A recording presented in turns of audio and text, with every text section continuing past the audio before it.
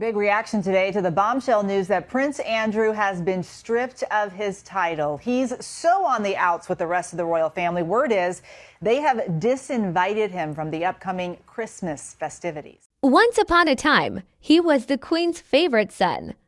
Everyone thought he was charming and could do nothing wrong.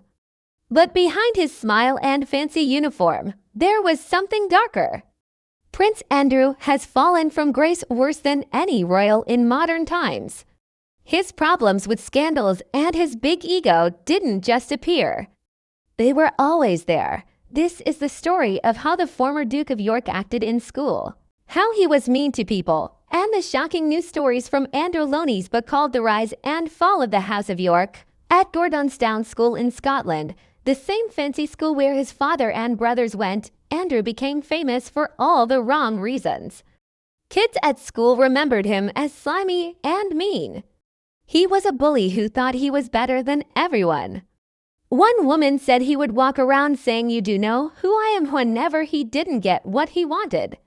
King Charles III has stripped his disgraced brother Prince Andrew of his remaining titles and evicted him from his royal residence. So why was action taken now and what happens next? Let's break it down. The move follows weeks of pressure on the crown to respond to Andrew's relationship with defender Jeffrey Epstein. He thought he was handsome, smart, and charming. But other people just saw someone full of himself. Prince Charles was shy, but Andrew was loud. Other boys earned respect by being nice, but Andrew demanded it just because he was a prince. This big ego would become his biggest problem. It wasn't just the other students who noticed. One teacher told Andrew Loney that nobody at the school liked to talk about Andrew's time there, unlike his brothers. Why? Because everyone just remembered him as a bully. Teachers said he was obsessed with being royal. Even though the school was supposed to teach princes to be humble, Andrew refused to learn that lesson. He always wanted to be special and separate from everyone else. Even though the boys didn't like him, Andrew always had girlfriends. It's a disgrace, I'll be completely honest. He's representing the country and he's meant to be the face of England. Is this what we represent? Is this what the people represent? No, it's a disgrace. So I'm happy he's got a strip on his titles, his royal titles as well. Loney writes that Andrew had many girlfriends, which is why people started calling him Randy Andy even before he joined the Navy. But one girlfriend, a rich American girl, said he had a different side. She said he was kind and trusting, but also a bit naive. She talked about a young man who was scared people only look at him because he was a prince. This shows who Andrew really was, someone who acted tough and cocky, but was actually insecure inside.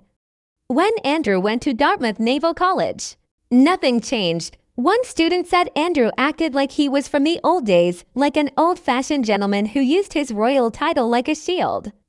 Another person said he was stuck up and out of touch with reality. At the Royal Naval Air Station in Cornwall, even other officers had to salute his car. One officer joked, "Fancy saluting a car." On this particular occasion, went into Prince Andrew's bedroom and his apartments, and on his bed was, I now know was 72, I said about 50, but a maid confirmed it was 72 because she had to count them. 72 teddy bears on his bed. And then my inspector showed me a laminated card which is in the side drawer. The young prince who bullied kids at school was now a Navy officer who ordered people around. Being royal had become his protection, and everyone else had to deal with it. You can see a pattern here. A boy who bullies becomes a man who yells at workers. A teenager who demands respect becomes an adult who expects everyone to obey him. A young cadet who hides behind his title becomes a disgraced man who hides from taking responsibility. Being privileged shaped him, but feeling entitled. The young prince who bullied kids at school was now a Navy officer who ordered people around. Being royal had become his protection, and everyone else had to deal with it. You can see a pattern here. A boy who bullies becomes a man who yells at workers. A teenager who demands respect becomes an adult who expects everyone to obey him. A young cadet who hides behind his title becomes a disgraced man who hides from taking responsibility. Being privileged shaped him, but feeling entitled. News out of London, where Buckingham Palace has issued a statement saying that King Charles has started the formal process to strip Prince Andrew of his prince title. He will now be known as Andrew Mountbatten Windsor, and the BBC is reporting that he'll have to move to another royal estate. The big ego that once opened every door has now locked him out. There's something ironic about this story. The boy who yelled "You do know who I am" is now a man nobody wants to remember. His name has become toxic, showing how power and ego can destroy a legacy from the inside. People close to him say he spends his days hiding in his house, angry, playing video games, and refusing to face reality. He still thinks the world is unfair and that the royal family owes him something, but forgiveness requires humility, something Andrew never learned. Recently, former palace staff have come forward with their stories, and they're shocking. One former maid said Andrew was obsessed with keeping things perfect, especially his stuffed toys. Every morning, maids had to arrange his 70 teddy bears exactly right. If even one was slightly out of place, he would explode with anger. Teddy bears. He has like 40 teddy bears that have to be assembled and arranged perfectly. Staff are given a chart to arrange Prince Andrew's teddy bears on his bed every day. So there's quirky stuff, but there's also just stuff in there about how, especially in recent years since he's left the royal family, that he takes it out on staff because he is in isolation. He is in this sprawling property. Another worker said he once screamed at a maid for touching his curtains before he was ready to wake up. Others said he threw tantrums over small things, like ironing his pants perfectly or getting his bath water just the right temperature. Andrew Loney reports that palace workers had to bow every time he walked into a room. And if they forgot, he'd snap and say, "Let's try that again." One helper was moved to a different job because Andrew didn't. Like the look of his face, another was moved for wearing the wrong kind of tie. He once screamed at a palace employee for not addressing the Queen the right way, calling him a horrible name. This wasn't just a fallen prince acting out. One of the bedroom cabinets of a picture of these teddy bears all in situ. And he said the reason for that picture is that the maids have to put them back exactly like it's in that picture.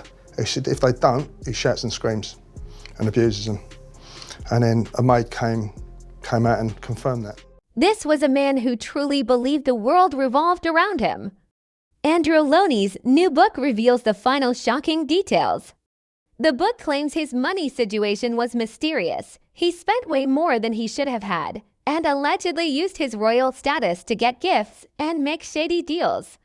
He had an unbelievable number of affairs, including a 4-day trip to Thailand where Loney claims about 40 women visited his hotel room. His daughters, Beatrice and Eugenie, were dragged into his world of business and money schemes, often without knowing it, as he tried to stay important and rich.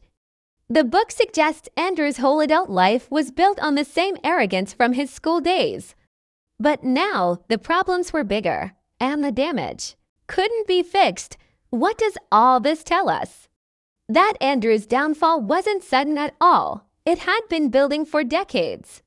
The arrogance from when he was young became entitlement as an adult. The entitlement became scandal, and the scandal became exile. From schoolyard bully to fallen royal, the story is painfully clear. The man who once asked "You do know who I am" now faces a world that finally answers yes, and we don't care. And perhaps the scariest part, Andrew still doesn't think he's the problem.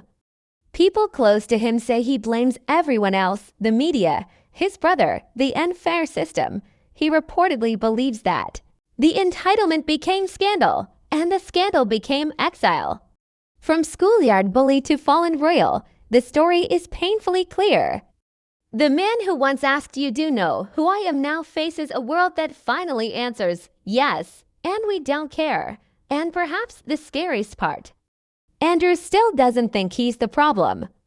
People close to him say he blames everyone else, the media, his brother, the unfair system. He reportedly believes that.